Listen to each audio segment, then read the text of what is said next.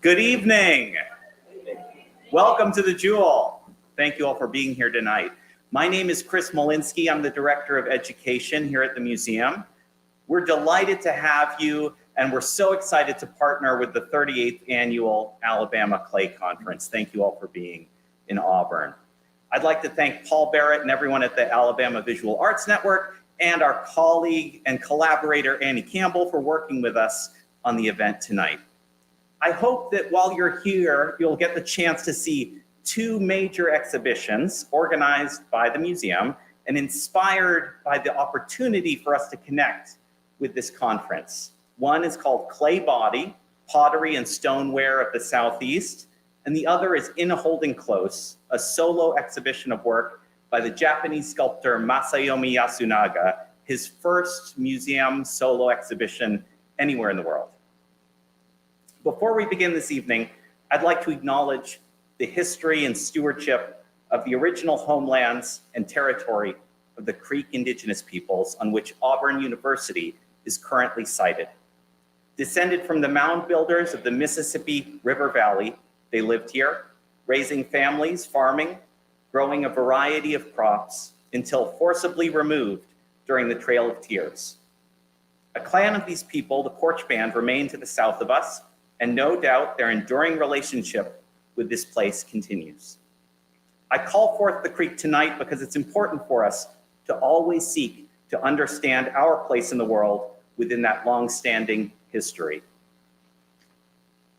I extend my deepest appreciation to the entire museum staff for the important work surrounding the program this evening. I'm grateful to our museum donors for their investments to present these and other programs, and our unit leadership, Interim Provost Dr. Vinnie Nathan, and the Office of the Provost.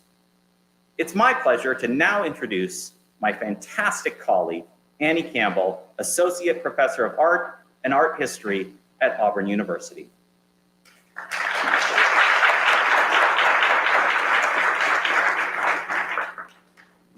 Are you tired of seeing me yet? Some of you are seeing me for the first time today. I have a microphone now. Okay. I'm just going to hit the highlights because a big part of Beth's talk is her biography and all the places she's been and her research and all of that. But I thought it was really cool to kind of hit on her upbringing a little bit. Her dad was a molecular biologist and her mom was an artist and sculptor. So she actually started out in that vein in school and abandoned it all. No, didn't abandon it all. The science informed the art. There we go. And so she got a BA from Haverford and then got her MFA from Ohio University. And as many of you know, she has been at many of the top residencies in the country. Archie Bray, the Clay Studio in Philadelphia, Jingdezhen, China, residencies in Japan, all over the place, all the places we want to go. As far as awards go, Virginia Groot, the Emerging Artist Award from the American Craft Council. My words are starting to fail me. Anyway, so those are her like top highlights and the bits that she might not talk about. So, and yeah, so her next upcoming thing, as y'all heard her talk about today, the sculptures take months to make. I imagine it takes years to get ready for a solo exhibition. And her next one is in November at Jean-Jacques Gallery in New York. And that is also the gallery that loaned us her piece. So there's one of her rabbit pieces titled Unrequited over at Pebble Hill. So they sent us one piece because everything else is going to be, so go to New York in November. But yeah, and so before I move on, I'll just have, my thanks again to our amazing conference volunteers, to Alvan for hosting us, the university and our presenters and just everybody. I think today went super great. I'm very excited about tomorrow. And yes, thanks to the museum for hosting this and those amazing exhibitions out there. So, all right, let's welcome Beck. All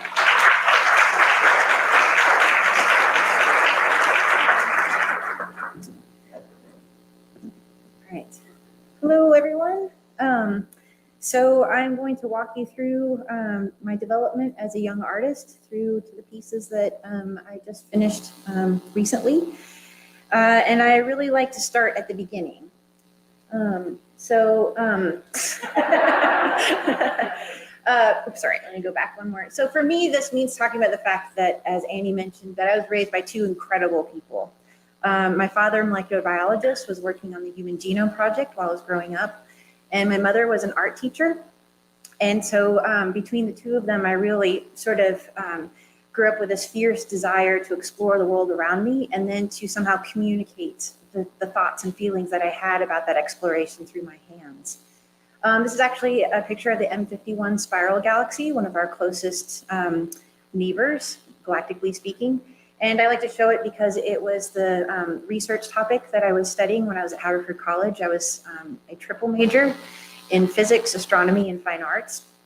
And I was studying cosmology, the formation of galaxies, and this was the galaxy that I had chosen for my project. However, it was close to the first semester of my senior year.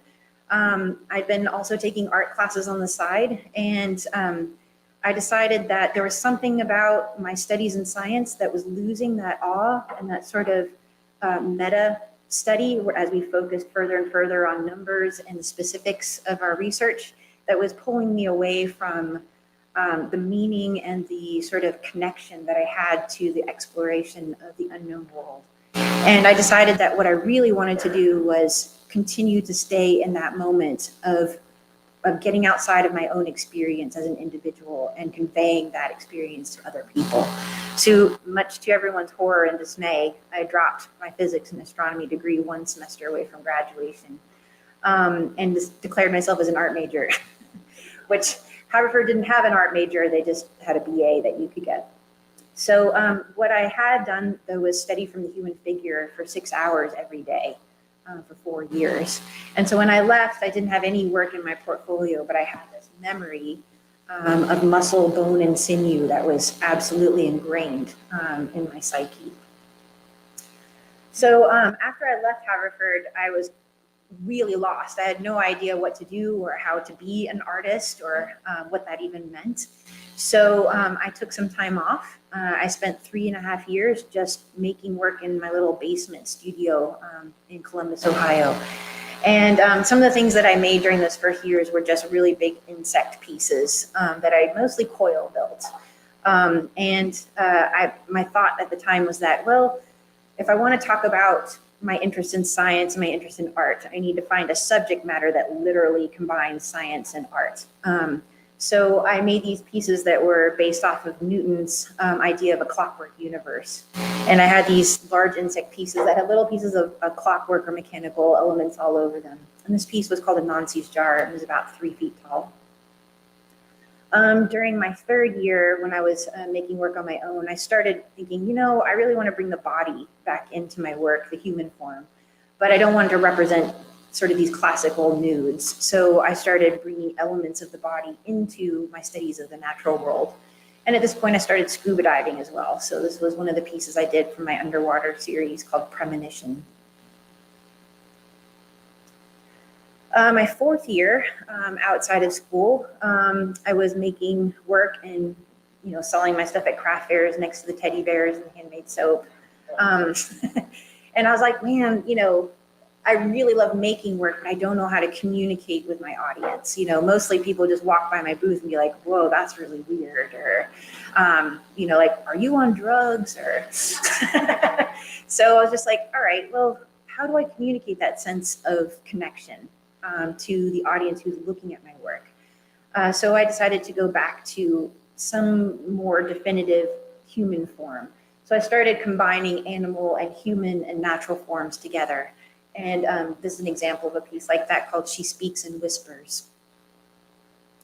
And it was around this time that I was reading a book by Carl Sagan, one of my favorite Carls, Carl Jung, Carl Sagan. I collect Carls. And Carl Sagan has this beautiful book called The Dragons of Eden. And he talked about the fact that if you study the human brain evolutionarily speaking, the brainstem, the part that's kind of in the back of our neck here, is very closely related to that of reptiles like crocodiles. And then the more, developed part of the base of our brain back here is very similar to that of herd animals like cows. And then it's the more recently developed or evolved parts of our brain on top that govern rationality and conscious thought and memory. And so when he was describing this, I love this idea that you had a crocodile and a cow battling it out underneath your sort of more rational thoughts. And I was like, I can relate to that.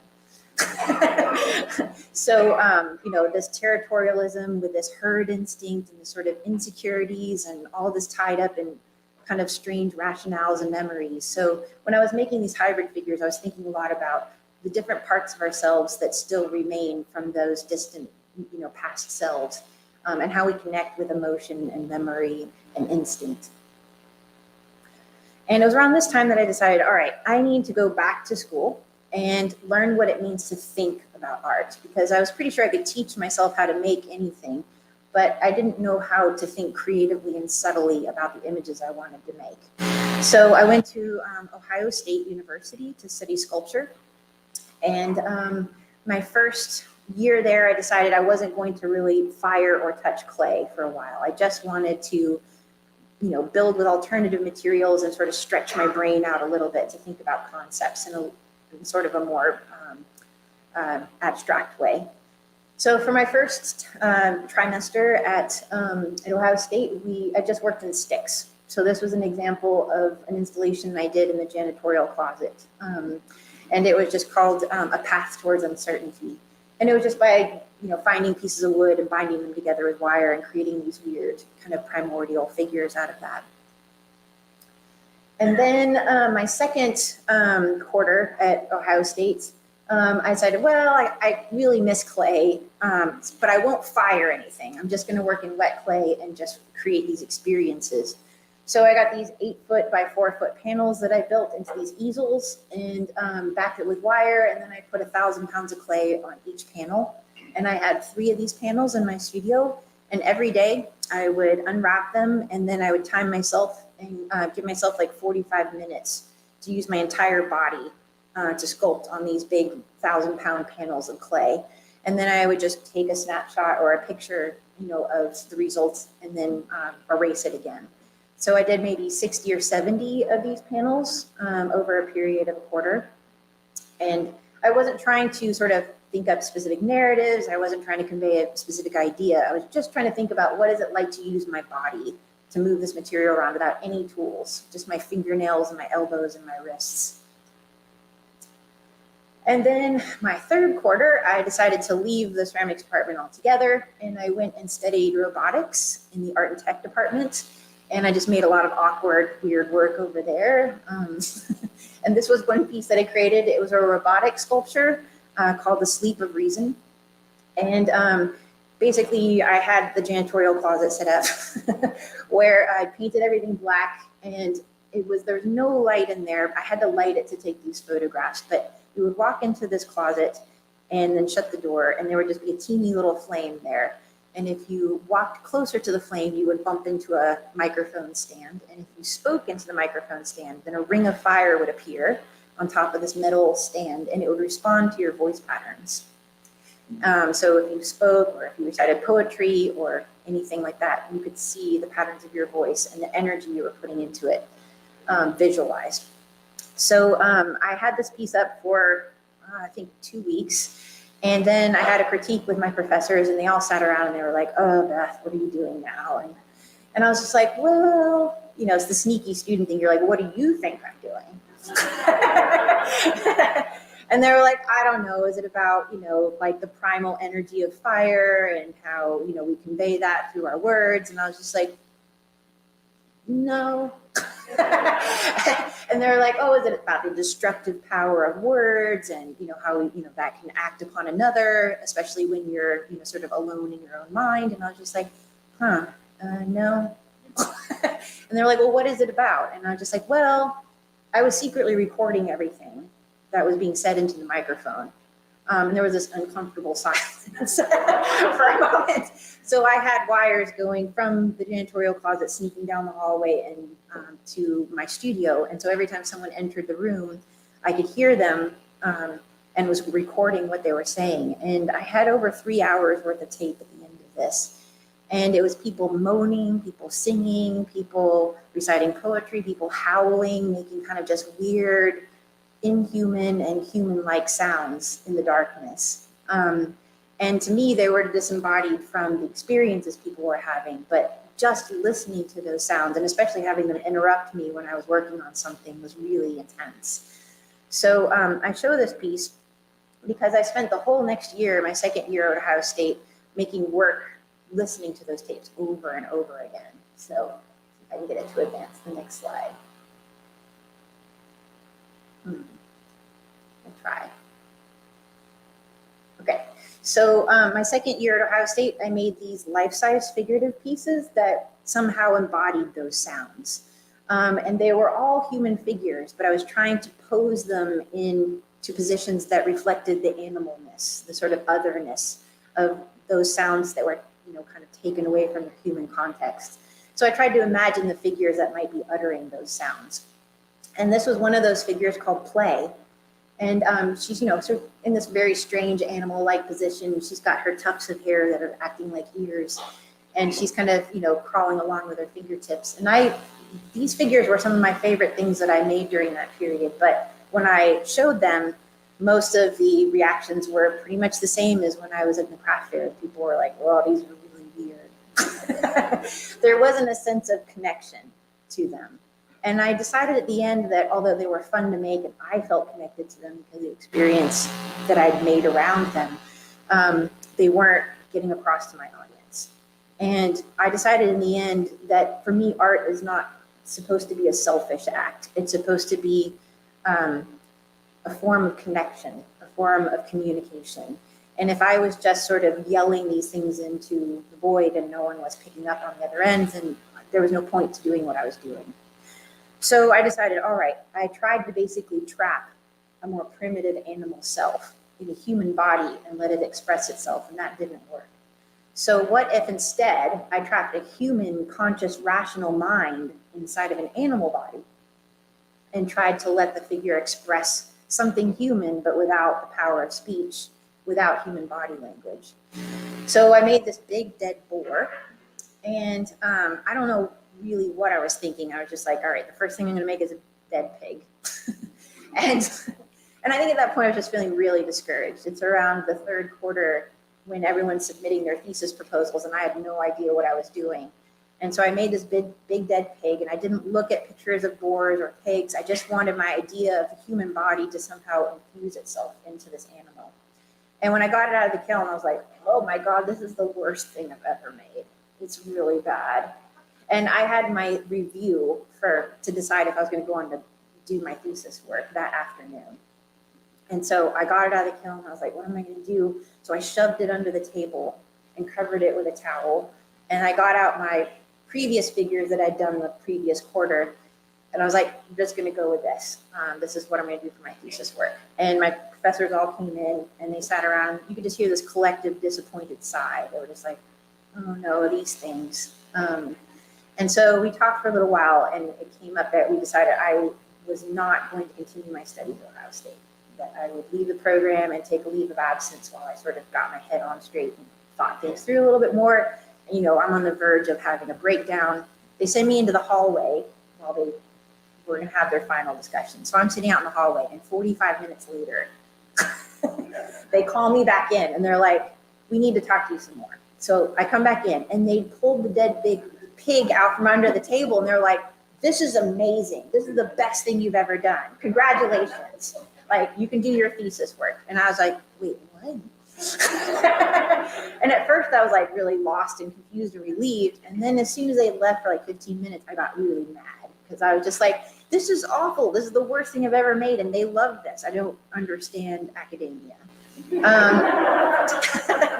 And so I said, I'm going to do something horrible to this pig, like to finish it, like something that gets back at them for, you know, making me doubt myself so severely. So I was like, I'm going to glue a bunch of dead flies to it, or I'm going to stuff it full of rotting meat and leave it outside of Steve Larson's office. And I was just like thinking about ways to like really just make it really horrible. And then I thought, wait a minute, this is the problem I've always had, is that I have this intense desire to communicate meaning and some sort of personal narrative through my work. And I always feel like I have to spell it out. So it's already a dead pig. Like, why make it more disgusting? What if I tried something more subtle? What if I tried to make it alluring? Maybe I could cover it in something sweet. So I got this 350-gallon fish tank, and I got 1,000 pounds of sugar from the grocery stores. And I started boiling the sugar and water together to create a super saturated solution until in a little 2-quart saucepan. And it took me, I think, 42 hours to fill this whole tank with super saturated syrup. And then I lowered the bore down into that syrup, and then I just sat there and waited. And this was really, to me, reminiscent of growing up with my father as a scientist. We were doing those science projects for kids. And I remember growing sugar crystals on a string. And I wanted to see if it would work. So here you can see 2 weeks in, the first sugar crystals have started to grow in the pores of the clay, and are going to take over the entire surface of this piece when it's done. So I'll show you what this looked like in I think, another 3 days after this photo was taken. But to me, this was super exciting because it was a transformation. It was something happening over time. It was taking parts of that wonder of science and exploration, and it was marrying it together with this form that had a sort of sadness about it, a connection to this feeling. So I went on and decided, all right, I can do something with this. So I cleared out my entire studio after I pulled the pig out of the tank, and I filled it all the way to the ceiling and all the way to the door with 90 lawn leaf bags full of leaves from around campus, until when you couldn't really see anything in my studio except this hole where I had dug out of this little burrow inside of this pile of leaves. And this is all anyone saw of me for about 8 weeks. They would just hear a rustling in there every once in a while. And this was the view from inside. And basically what I was doing is I was sculpting in the dark. So during this 8-week period of time, I created 300 little studies out of oil-based clay. And the idea was that I didn't want sort of my intense need to create a narrative to get in my way of just feeling what a body and an emotional state would come out through in my fingers. So I made 300 of these little daily studies. And when I put on my thesis exhibition, the first thing that you saw when you entered this abandoned warehouse outside of Columbus, Ohio, was this trail of bodies leading into the darkness. And the title of the exhibition was called Tremble, Shiver. And as you followed the bodies into the darkness, they would lead you to these monumental figures that were waiting for you. This one was about 6.5 feet in length. It was called the Sentinel Hare. And these were the Spanish feral meat goats. And they're each in a state of various stages of struggle and resignation. And this is the sugar-encrusted boar. And this piece wasn't even lit in this warehouse. It just picked up the small pools of light and created a whole dome or halo around itself from the reflection off the crystals. It was really beautiful. But you could still see the ceramic skin underneath, so that you could see that something was buried underneath there.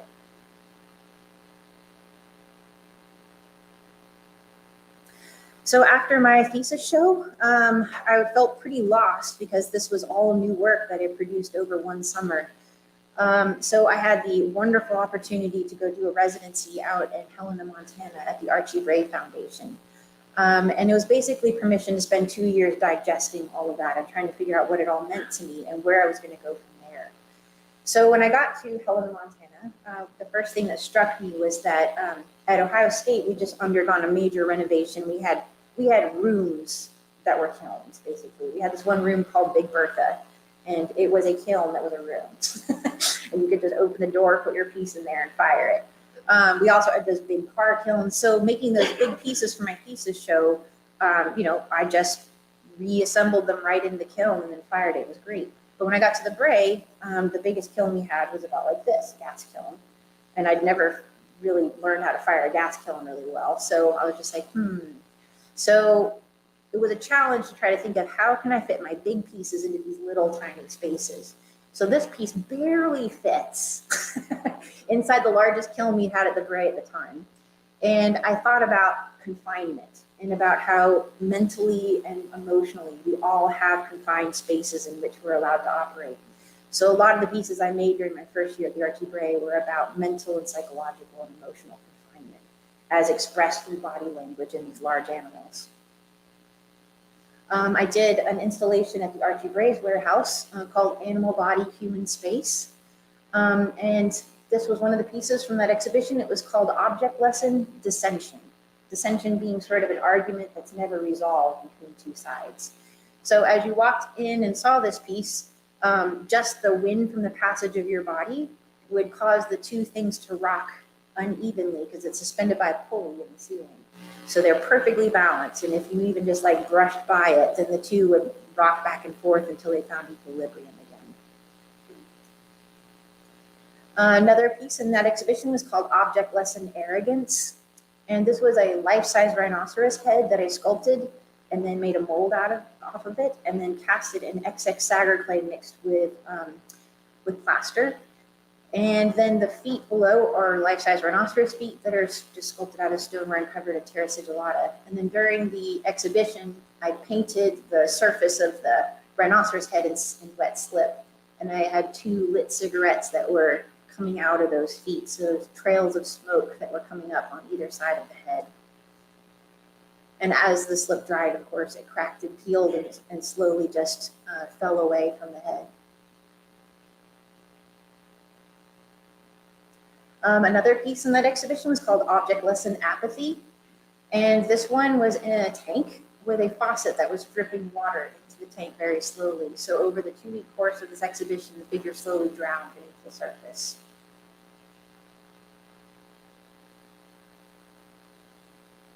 I did continue to do those small little studies because as an artist who was taking months to make these big pieces, I wanted there to be a way that I could keep evolving and going through ideas quickly. So I still did the daily studies, but I often would just make them out of porcelain or some sort of clay and then fire 1 or 2 of them. So this was a piece that I did for our mug sale at the Archie Bray Foundation, and the director, Josh Luis, was just like, well, Beth, just make something that fits on one of the mug shelves. So this was my cheeky response to that. And my second year at the Bray, I started becoming interested in place. So specifically, like the Bray has a huge and beautiful history behind all of the old decrepit buildings that are falling apart from the old brick factory. And so I was interested in the history, the human history behind a place and how I could integrate that into my work. And at first it was really clumsy. So with this piece, there was an old barn that had just blown down during the summer between my first and second year. And I used some of the barn wood to just make these 2 boxes. And these 2 boxes sat in my studio for, I think, 3 or 4 months. And I just kept staring at them. I was like, what am I going to do with those? And then finally, I just thought about this weird figure that might stand on top of them, sharing 1 brain but 2 bodies. And this piece is called The Inquisitors. And there's like a 20-minute story behind every piece. So I'm going to skip to the next slider. We'll be here all night. This one was called, sorry about my French, J'ai une amie solitaire, which means I am a lonely soul. And this was a made-up figure that had like the butt of a hippopotamus, the overall structure of a prehistoric horse, the feet of a tapir, and the head of a capybara. And this is one of the old brick parts from the factory. After 2 years, I left the Bray, and I was invited to do a few pieces for a gallery in New York called the Garth Clark Gallery. And this was a huge break for me. I hadn't even really sold a piece before this moment. And so to suddenly have a gallery in New York want me to send work to them, it made me really anxious and stressed out and nervous. And so I made pieces about being really anxious and stressed out and nervous. So this was a piece called megrim, which is a veterinary term for the inflammation or swelling of the brain. And so I just have this figure that's holding itself in an impossible standard, and it just won't let go, and it becomes more and more uncomfortable. After my first group show with Garth Clark, he offered me a solo show, and I decided this was a really huge moment for me. And I didn't want to blow it. So I wrote away for some grants because I thought I need to spend a whole year and a half or 2 years making this work, and I want it to be really special. And so I wrote away to the Virginia Group Foundation, and they gave me a grant basically to support me for a whole year while I made this work without having to have a job or to sell small pieces on the side. So I owe the Virginia Group Foundation pretty much my entire career. They've lifted me up and been supportive throughout the entire thing. So I want to always thank them for that. So they funded basically this body of work called A Modest Proposal. And what I wanted to do was go back to like my thesis show where I'd done one whole room where everything was about sort of what that atmosphere was like instead of making individual pieces. And for A Modest Proposal, I wanted to tackle something that made me really uncomfortable because I thought that's really good stuff to make work about. The more you're feeling about something, the more it should come through in the work. So I've always been acutely uncomfortable with sexuality, just like anything to do with identifying myself as being a sexual being or anything like that. So I thought, all right, let's do a whole show about that. So I started off by making a self-portrait. This was a piece called Olympia, and she's titled after that really famous Manet painting. And it's this beautiful nude woman laying on sort of this divan. And what was scandalous about this painting during its time is that for the first time, the female model is staring directly back out at the painting at the viewer. And she has this very empowered sort of sultry gaze. And at the time, this was just like not done. You know, it was very immodest. The painting was banned from the exhibition. It caused a huge uproar. And I remember studying this painting in art history. And my teacher, who was a really strong woman, was talking about how this was a really great feminist icon, even though it was painted by a man. And she was just like, yeah, you know, the first time that the woman is returning the male gaze. And I just thought, that's really cool, but I don't think I could do that. I don't think I could lie naked in front of an entire audience of people and stare with any kind of power back at them and own my own sexuality. So I sculpted myself as Olympia, but I'm blindfolded, so that I'm still left vulnerable to the gaze of others. For the second piece in the show, I did another self-portrait of myself as a very, very young child. This piece is called I Am No One. And again, all of these have stories behind them that I'm going to skip for tonight. But this piece is about this tall. And if she were to stand up, she would be 7 or 8 feet tall. So she's incredibly powerful and has a presence to her. And this surface is actually this brilliant scarlet with these sort of burnt edges. So it's incredibly eye-catching, and it's impossible not to notice and look at. But she's trying everything she can with her body language to disappear into the wall. So these first 2 pieces I started as self-portraits, and I did that so I could start talking about the body of work I wanted to make and see if I could get other people to tell me all their secrets. Because what I really wanted to do was make portraits of other people's sexual secret selves. And just sort of hide them in these pieces. So surprisingly, after I made these first 2 self-portraits and started talking about the work and sharing it with people, people started coming up to me after talks or after classes and saying, I have a secret I want to tell you. And so the whole show, 18 figures, were all of these portraits of people's, secret sexual identities. This was a portrait of a woman I met at a workshop. Um, and she was really intense. And, so much so that they tried to ban her from taking the workshop and warned me before I came to teach it that she was unpleasant and hard to work with. And instead of like driving me away, I was really interested in meeting this person. I was like, wow, someone who comes with a warning label. And she was really kind of hard to get to know, but I made a real effort. And by the end of the workshop, she confided in me that she had been sexually abused by her father the entire time she was growing up. And that it was really hard for her to trust people enough to be close to them. And so I created this portrait of her as this hissing possum, telling everyone to back off and to stay away. But then I covered her in a Martha Stewart color called Intimate Romance. And I titled the piece, Please, because what she really wants is for someone to see past that. And those are cat whiskers. So that's just one example of a story. I'm not going to tell most of the rest of them because I promised people that I wouldn't. But this one is a portrait of a man who is into self-asphyxiation as part of his erotic experience. So this is a portrait of him as an Anubis figure, and this piece is called Pleasure. And this was a portrait of me and my husband at the time. And I met a young man who was really into mirrors. And he said he liked watching himself during an intimate moment. And I was just like, oh, I mean, that's fine for you. But I was thinking if I had to see myself, it would really ruin the whole illusion that everything's airbrushed and looks nice. If I had to see the reality of it, it would look more like this. And I'd be like, let me know when you're done. I really wouldn't be able to stay in the moment. So this piece is called A Necessary Delusion. This piece was just called Run, and it's a life-size horse torso emerging from the wall, but shackled so that it wouldn't be able to get away. And another small piece in the exhibition, this one was titled Do I Dare to Eat a Peach? After the T.S. Eliot poem, The Love Song of Jalford Prufrock. He's definitely one of my favorite poets.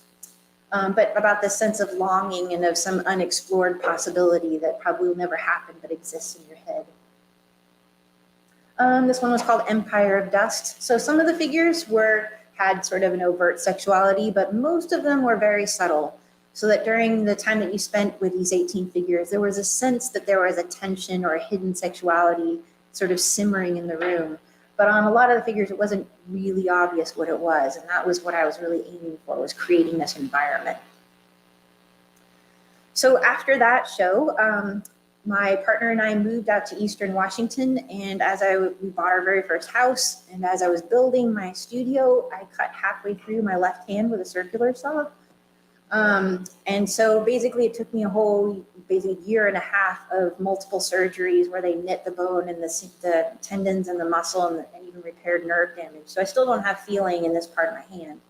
But during that time, after coming off of my first sold out New York exhibition, I had almost 2 years of not making anything. And during that time, Garth Clark retired. So I lost my sponsorship through his gallery. And it just felt like I'd lost everything, like I'd really messed up. And so getting back on my feet again, I decided to make a body of work about how awful I felt about letting everyone down, basically. So this body of work was called apologia, which is the Greek term for an explanation for where things went wrong. So the first piece that I made was called Such Great Heights. And this is a portrait of myself about this tall, falling from some unknown place and landing. And this was a portrait of myself as a Didic, which is a tiny little hoofed animal that's mostly nocturnal and extremely shy. They're even hard to photograph. And I thought about myself as this really timid, shy little animal trying to reemerge into the spotlight and hoping nobody will notice. But instead, I'm dragging 300 cans behind me and making this awful racket, a mess of everything. This piece was called diminuendo, which is a musical term for getting very, very, very. And this was a figure that was just titled, I'm sorry, I'm sorry, I'm sorry. And it was a tar baby. So at the opening, we dumped a big bucket of black latex that looked like tar over her head, and it oozed down her body and then all over the floor, and people walked all in it and then tracked it down the street, and it made the worst mess possible, and it was wonderful. And, you know, I just kept saying, I'm sorry, not really. And this piece in that exhibition was just called Breathe.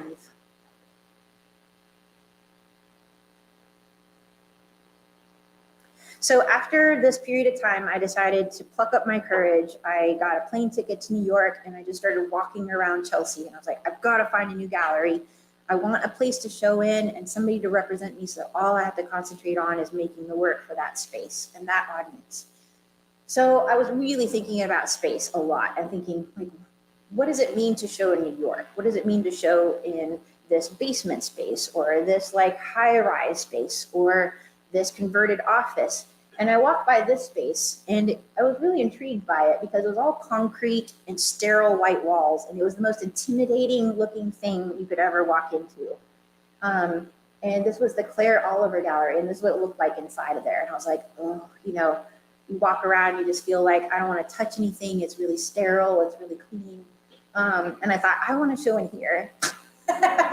Because I was trying to imagine my poor bodies that I was creating, my poor characters, trying to find a humanity in this space and of how lost and alone they would feel. And to me, that's part of what I was trying to say about the human experience, about how we all feel so alone, but we're really connected. And so I thought, it's my job to make this space feel human again. So I approached the Claire Oliver Gallery, and after a lot of begging and cajoling, she finally gave me an opportunity to have a show. And the first body of work I made for her was called On Tender Hooks. And the first figure I made was, go back one slide, you see this big white wall? That's about 20 feet wide, that big back wall there. And I thought, that space I have to figure out how to fill first. So the first figure that I made for this show was a piece called A Second Kind of Loneliness.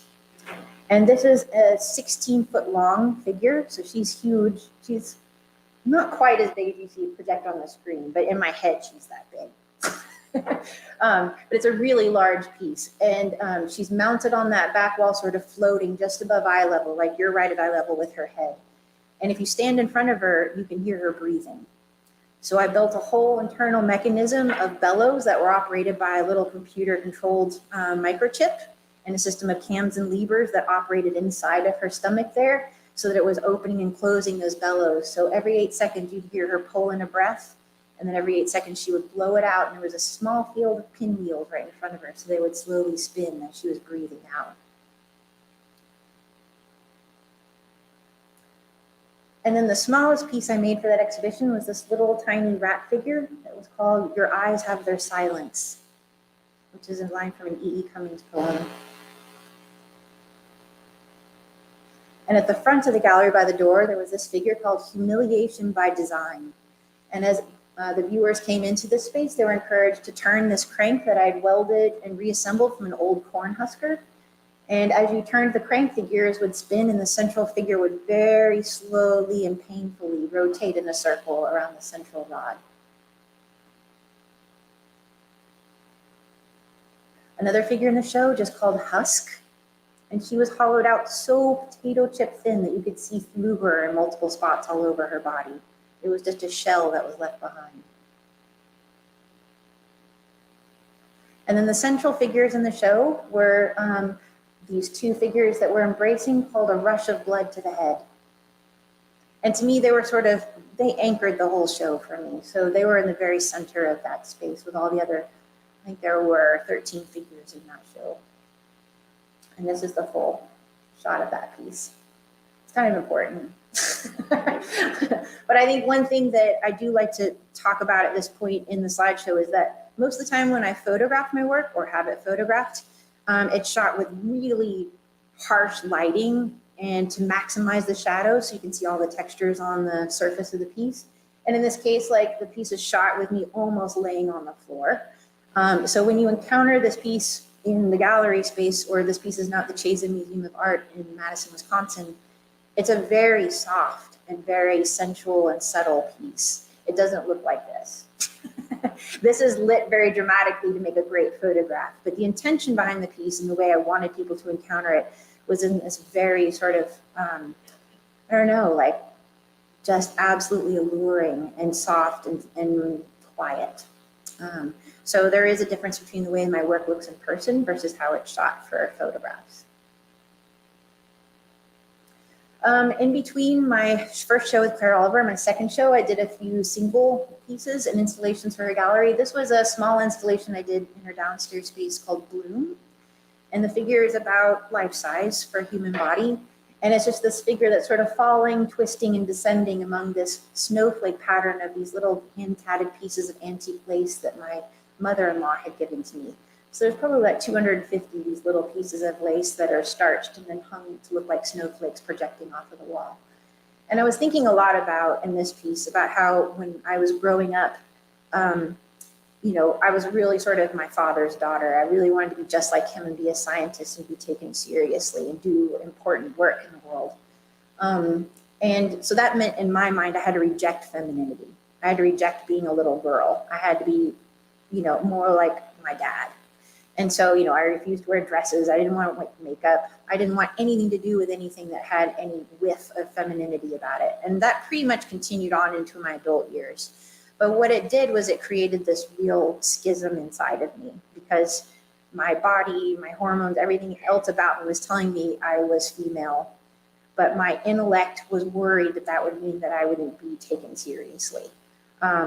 And so it was always this sort of struggle that I had with myself, with my body, with my mind even. And so I wanted to reimagine myself as a 13-year-old girl growing up, embracing who I was rather than rejecting it. So this is an alternate universe portrait of myself being a strong woman instead of thinking I had to be something else. And I showed this one. I usually don't show the individual pieces because I decided later that that was a really keystone piece for me and I needed to make a whole body of work about that. So in between, Claire Oliver asked me to do an art fair. And I don't know if you guys have ever been to an art fair, but they are madness. They're horrible. I always tell other people that I know, like, don't ever do one, because I'm really into creating human spaces and intimacy and compassion and empathy with the audience that I'm trying to present my work to. Whereas when you go to an art fair, this is what it looks like inside that tent. And it was like, oh, how do I create a body of work for this? You know, there's thousands and thousands of artists in every tent, and there's probably 200 or 300 tents spread across Miami during this one weekend. And so you have like 3 days of people's attention, and they've literally probably looked at, you know, hundreds of thousands of pieces of art. I mean, there's just no brain time left to really see anything. So I thought about this environment, this intensely human environment, and thought, how can I make something that would stand out in this space? So I made a body of work called The Four Humors, and they all went on the wall, these pieces. They were all over scale, so bigger than human size. And I tried to step up the chroma or the intensity of the colors in order to sort of really, you know, create an eye-catching kind of figuration here. And for this body of work, I did 4 figures. The first one was called the Sanguine. Now, the ancient Greeks believed that you could tell what a person was like according to how much liquid you had in your body. So if you had too much blood in your system, like the sanguine here, it made you overly sexualized and really passionate and sort of charismatic. And that's why they used to bleed women all up until the late 1800s, because they thought, oh, this woman has too much blood in her because she's too headstrong. So they would bleed her out and then she'd just lie there, and it was good. And they also thought it was a cure for homosexuality all up until the early 1900s. So there's all these really strange ideas that come from this intense need to understand each other with these really strange categorizations. And that was sort of what I was getting at in these bodies of work. So with each of the figures, they're holding a representation of the internal organ that's overproducing that liquid. So in this case, you've got the sanguine who's clutching this little sculpture of a beating heart. And she's licking it and, you know, kind of fondling it and just really getting into it. The next figure in the four humors was the melancholic, and she has too much black bile in her system, which makes her constantly depressed and anxious and sad. So I sculpted her being weighed down, by her gallbladder or spleen, I don't know which one it is, but she's being weighed down as if she's sinking underneath the waves of her own emotional state, in a state of bemoanment and distress and despair. And then there's the choleric, who has too much yellow bile in its system, and it's refusing to stay on the pedestal where I put it. And it's leaping down instead and saying, like, you can't tell me what to do. And they tend to be really militaristic, sort of anti-establishment, rebel kind of characters. And so this figure is ripping and tearing into the internal organ that's causing all the problems.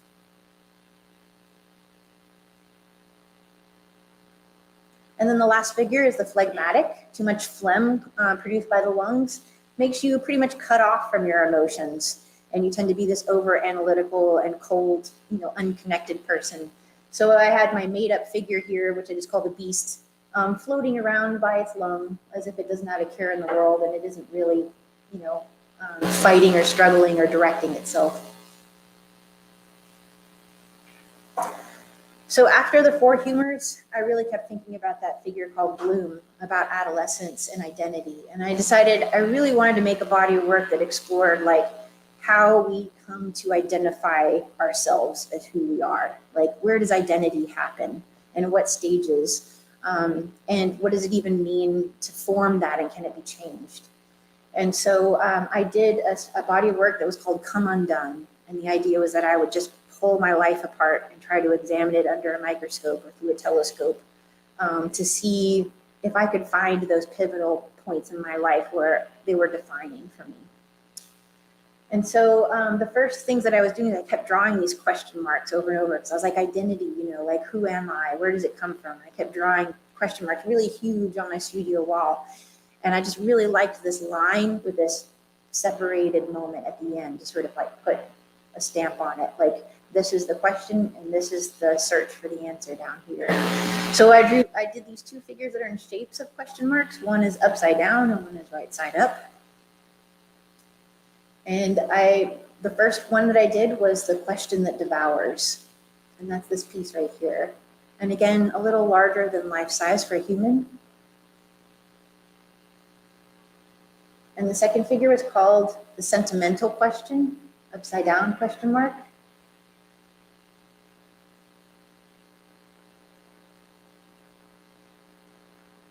And for the rest of the pieces in this exhibition, I decided to do them as collaborations with other people, because identity is something that you tend to form in context of others.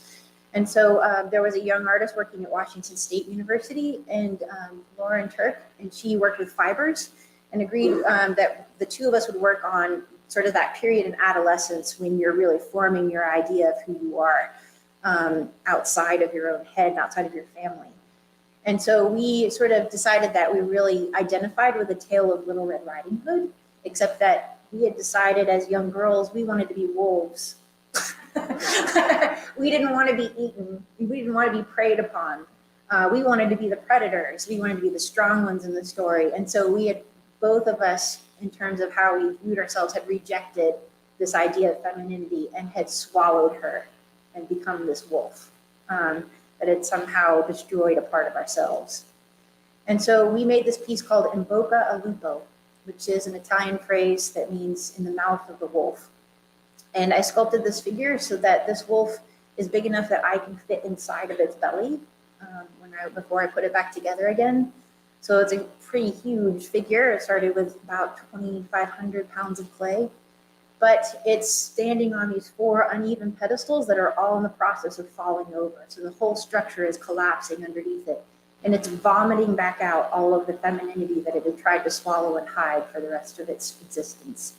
So Lauren Turk made the most beautiful vomit you've ever seen. It was 30 feet of Barbie doll hair and semi-precious stones and ribbons and bows and just, fake flowers and butterflies and pretty much all the things that we as young women had decided, were anathema to the type of people we wanted to be respected and known by. It's kind of a blown out shot there, but yeah.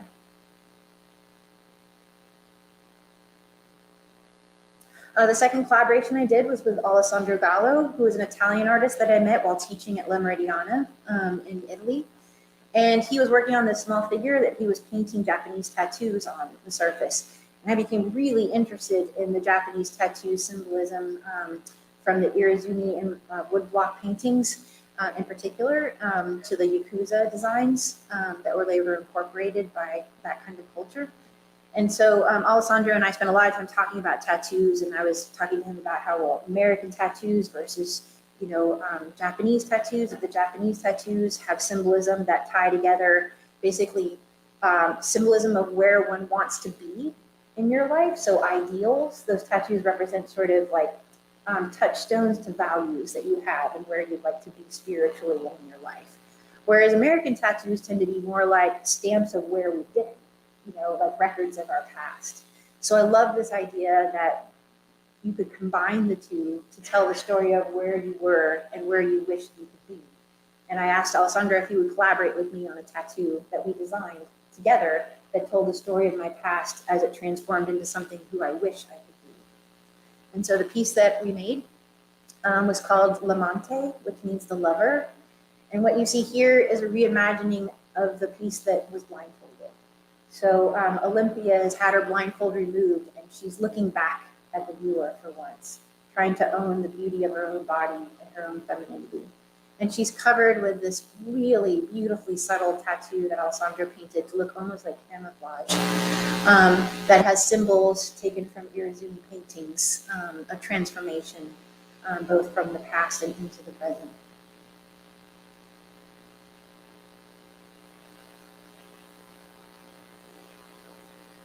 The third collaboration I did for the show was with my mother, Nan Jacobson. And because she had made my wedding dress and obviously given birth to me as well, I decided I wanted to do a piece about that moment of basically leaving my family as a young woman to become part of another family, of, going out into the adult world, and what that felt like to her as a mother, giving her daughter away, as the phrase goes, and for me as a young woman striking out on my own. So my mother and I talked a lot about this moment, in both as her experience as a mother and as a young bride, and of course me remembering my own experiences going through it. And we decided, we came upon this one sort of symbol or metaphor that we both really liked. It's kind of a little dark, but what do you expect? And this is the folklore image of the white hind. And the white hind is an albino stag or deer. And during medieval times and even more ancient cultures, they were thought of as being sacred animals, as having been touched by God and sent down to earth in order to communicate with man.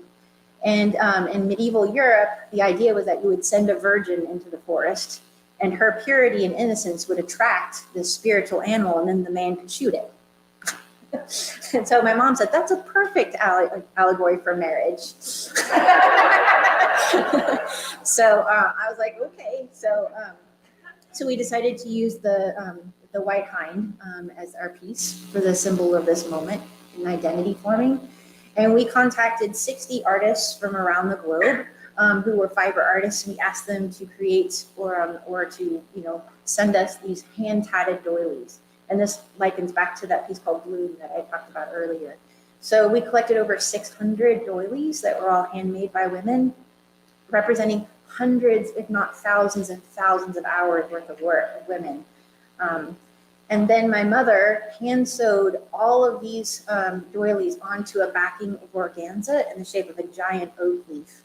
And then she embroidered in between every single one of those doilies with little woodland scenes of spider webs and leaves and semi-precious pearls and all sorts of scenery there.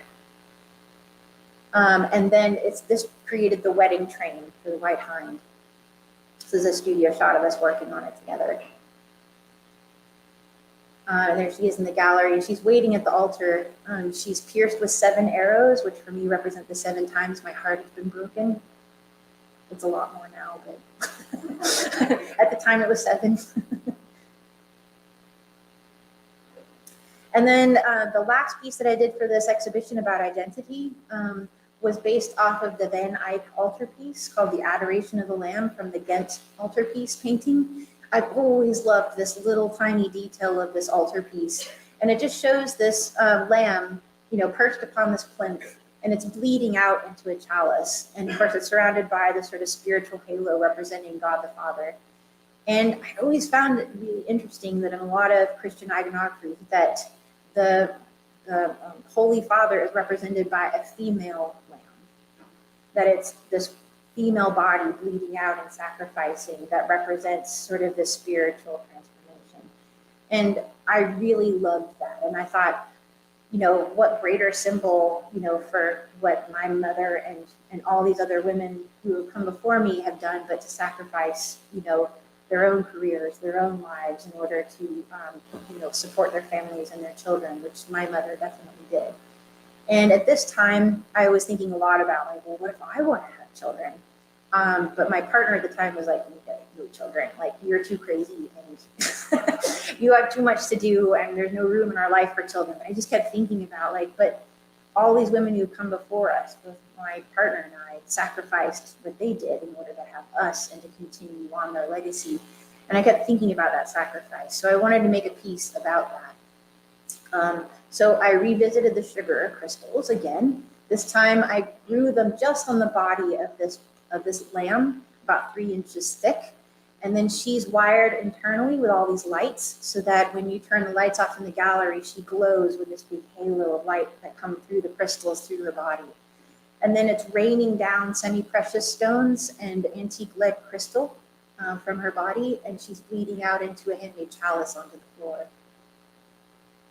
So she's this illuminating figure, and she was really beautiful when the lights were out at night.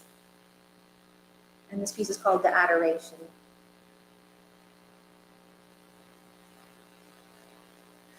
So this show, this body work that was called Come Undone, was really prophetic because I absolutely came undone after this show.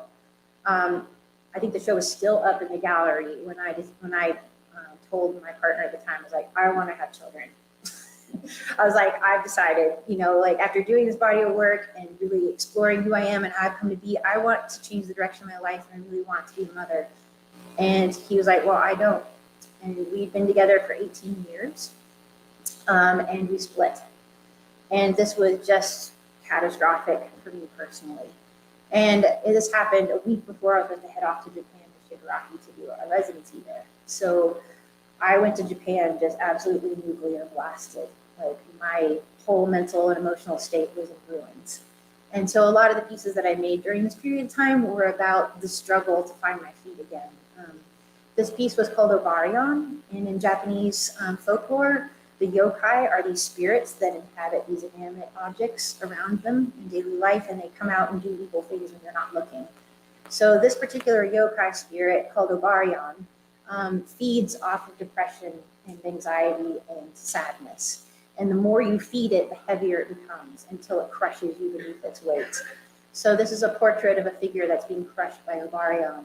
And she's holding on to all of the things that are crushing her, all the sadnesses, with these welded coat hooks, basically, that I made for her antlers.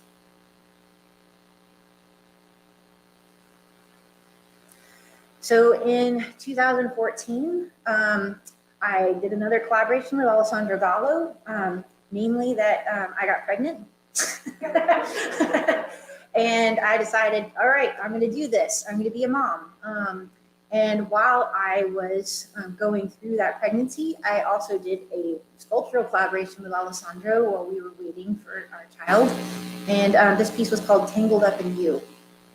And this was a piece that is the size of myself as the hair, but she's entangled with this 30-foot long anaconda snake and then hangs from the ceiling. And the whole snake is tattooed from tip of the tail to the head, with, again, the Irizumi imagery from Japanese folklore. And it goes through the seasons because most of these symbols represent seasons of your life. So, obviously spring being when you're born, taking you all through your winter years. So it starts with winter at the tail and then becomes spring and summer and fall as it winds around her body and towards her head. And this whole time, my belly is growing and there's a life inside of me, but I'm also tied up with my past and all these anxieties about who I've been and who I want to become. And so this whole thing became this kind of snarly, beautiful mess that I made into a piece.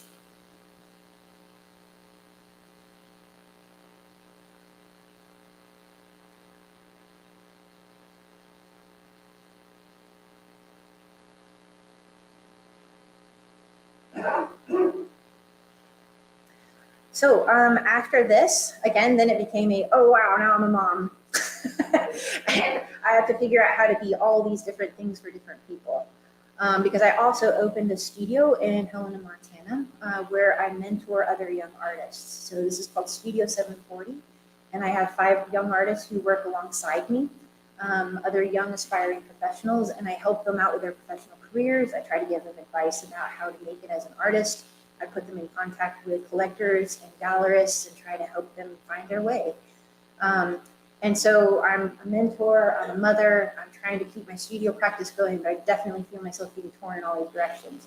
Plus, also, I'm still really grieving from losing my first partner. And all of this mixed in with being massively sleep deprived because my son would not sleep through the night for 2 years. So I made a lot of pieces about sort of this journey I was taking in transforming myself. This piece is called Trapped. And this is a portrait of how I felt before my partner and I split. Like, I felt like he was the one holding me back, but I'm really chewing off the wrong leg. The one that's in the snare is something I'm not even seeing or recognizing at the time. So this is a portrait of how we can often blame those who are closest to us, who we love the most, but we instead take out our most negative aggressions on them, and not realizing that the problem is something else entirely. And this piece is called Forgiveness.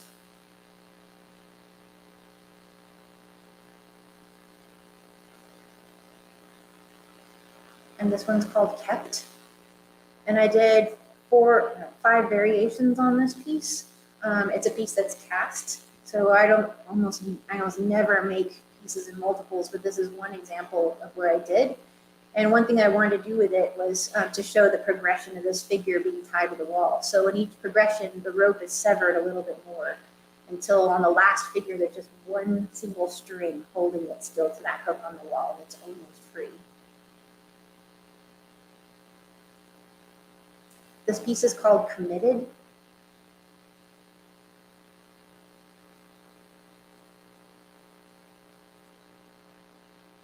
And this is Unrequited. This is the piece that they have here on exhibition here in Auburn. So if you get over there to see her, I would love that. But it's a piece definitely where I was feeling very unbeautiful, having just given birth and feeling like my body was this worn out rag, and that my career was maybe over and I didn't know what was going to happen anymore, and just feeling utterly deflated and defeated, but looking in the mirror and saying, it's okay, like this is what being human is all about, is going through these experiences and experiencing pain and trauma and beauty and joy all in the same package. So I did end up finding another gallery because the gallery I was working with, Claire Oliver, did not like for her artists to have families. So I had to leave that gallery situation, and I found new representation with Jason Jacques, who's incredibly supportive. And the show I did for him in 2017 was called The Other. And this was all about like how, again, you define who you are in relationship to someone else. This piece was called Don't Go. And this was a really large piece I did for that exhibition called Tribute. And the monkey's about the size of me, just for context and scale on that one.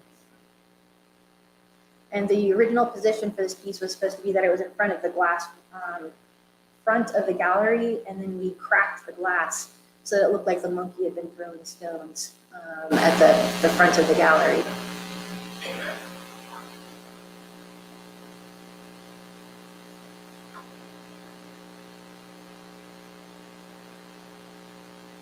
And this piece was called They.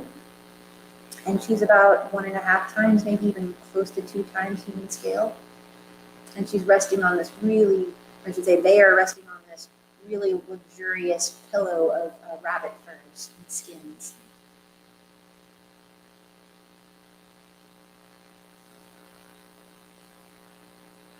And this is yet another iteration for me of Olympia. So I kept trying to take this figure further and further to the point where there's nothing sexual about this piece anymore. There's no genitalia, but instead the beauty and the sensuality of this piece is just in the gaze. Everything is about the gaze now.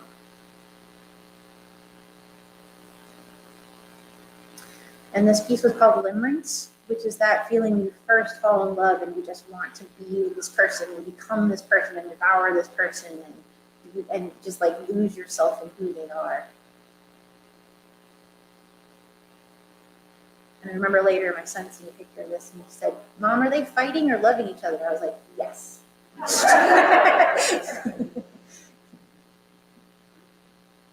This piece is called Beloved. And this is actually at the Mint Museum in North Carolina on permanent display.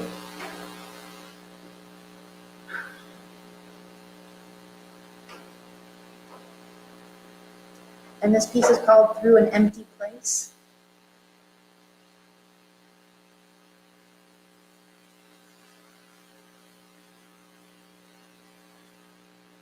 About how loss can define you and trying to emerge from that. And this piece was called The Secret Keeper. And she's dragging this antique Pony Express chest behind her that's incredibly heavy. And I basically filled it with all of my old love letters and things from my past that I was holding on to. And then I locked it. And I still have the key. But I sent this poor creature out into the world to drag my secrets around with her, so I wasn't holding on to them anymore. And this was a piece that I did called Sakura, which is the cherry blossom season in Japan. And it celebrates the fleetingness of life and beauty. That, you know, cherry blossoms are only out for a week or two, and it's extravagantly beautiful, but it dies and is gone very, very quickly. And so in Japanese folklore and iconography, the cherry blossom represents sort of the need to appreciate and hold on to the life and the joys and the beauty that you're given, because it will be gone soon. So this is an enormous figure. I think this figure is almost 9 feet in length.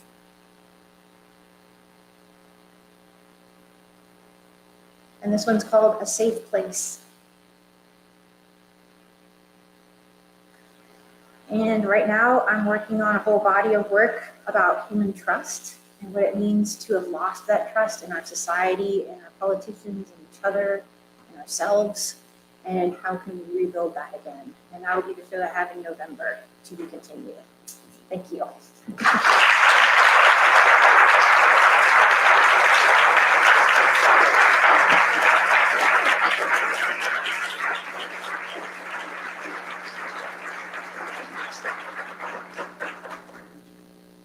Were there any questions? I know the format here would be to do the question and answer session, or if anyone wanted to do it. I have the microphone, so we ran a little bit long, which Yeah, is exciting, and that was wonderful. But we had the idea, Annie and I had the idea, because there might be some people here that are not attending the conference, and this might be your only chance to ask Beth a question, whereas people in the conference, you might have a little bit more time to talk with Beth tomorrow. So if there's anybody here that's not attending the conference, I think we have time for just 2 or 3 questions. I want to leave time for everyone to get their books signed afterwards and to go out and get some food. So any non-conference attendees? And also after the demonstration, I'll be giving it very fast, 30-minute talk about how I know. So for those of you who missed today's demo or that want to ask one that question, I'll be doing this as well. Yeah. Raise your hand if you have a question. If you want to take this moment.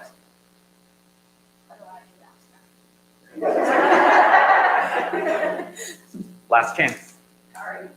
All right. Thank you so much. Thank you all for being here tonight.